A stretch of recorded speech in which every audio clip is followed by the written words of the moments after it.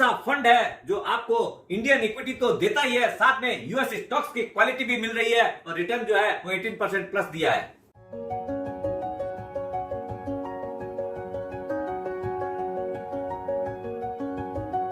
सुप्रभात दोस्तों, आप सभी का एसके फिनोवेट में स्वागत है।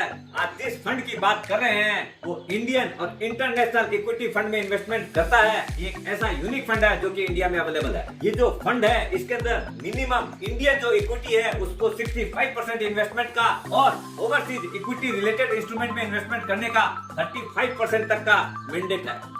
जो इंडियन इक्विटी है उसके अंदर कई एक पैरामीटर्स है, उसको देखकर ही लोग इन्वेस्टमेंट करते हैं, जैसे return on equity capital, business barrier, उनका मोनोपोली है या ड्यूओपोली है, इस तरह की कई चीजें जिसमें अभी लो वैल्यूएशन के ऊपर अवेलेबल है।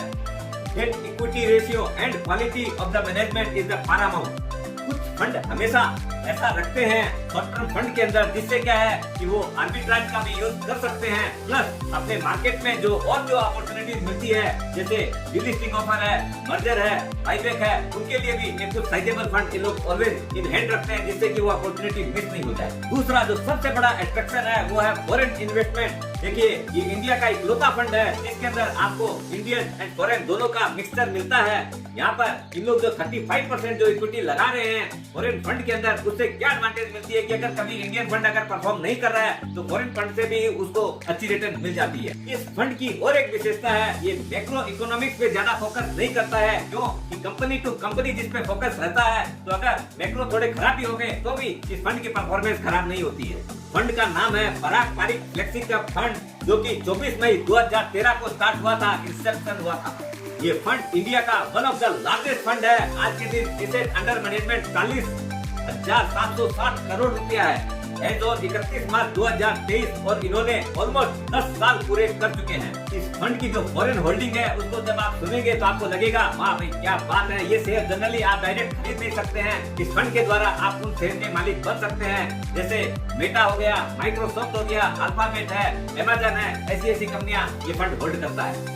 फ्लेक्सी के फंड जो है कंसिस्टेंटली अपने जो भी बेंचमार्क्स हैं उनको बीट कर रहा है। आज के दिन जो आदमी ने 10,000 रुपए की एसआईपी चालू की थी 10 साल के पहले, तो आज के दिन समझ लो उसकी वैल्यू जो है इन्वेस्टमेंट 12 लाख रुपया हुआ और आज के दिन उसकी मार्केट वैल्यू जो है मोर देन 33 लाख रुपीज है। ये रिटर्न ऑफ मोर देन 18%, जहाँ की आपका जो इंडेक्स 500 है वो रिटर्न दिया है 14.5% और जो निफ्टी 50 है वो दिया 13.5%। आप समझ सकते हैं कि कितना बड़ा अल्फा जनरेशन हुआ है।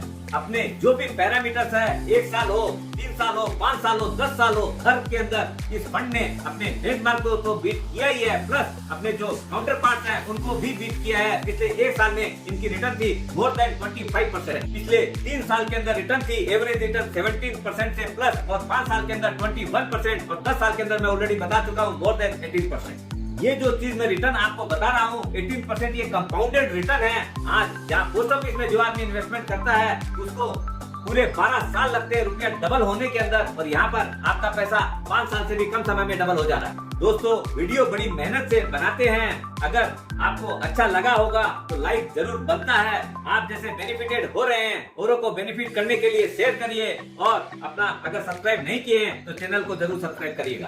फंड का जो पोर्टफोलियो है वो भी बहुत ही लाजवाब है, आपको एक स्क्रीनशॉट दिखा रहा हूँ, और ऐसे भी आप जब चाहे तब जाके साइट के ऊपर एज ऑन डेट देख सकते हैं। पराग पारिक एएमसी बहुत छोटी है, लेकिन फंड की परफॉर्मेंस बड़े बड़े जो फंड हैं, एसबीआई है, आईसीआईसीआई, एचडीएफसी सबको बीट कर रही है। इसलिए इस फंड को आप जरूर से देख सकते हैं। स्वस्थ रहिए, मस्त रहिए और अच्छी रिटर्न लेने के लिए इन्वेस्टमेंट करिए।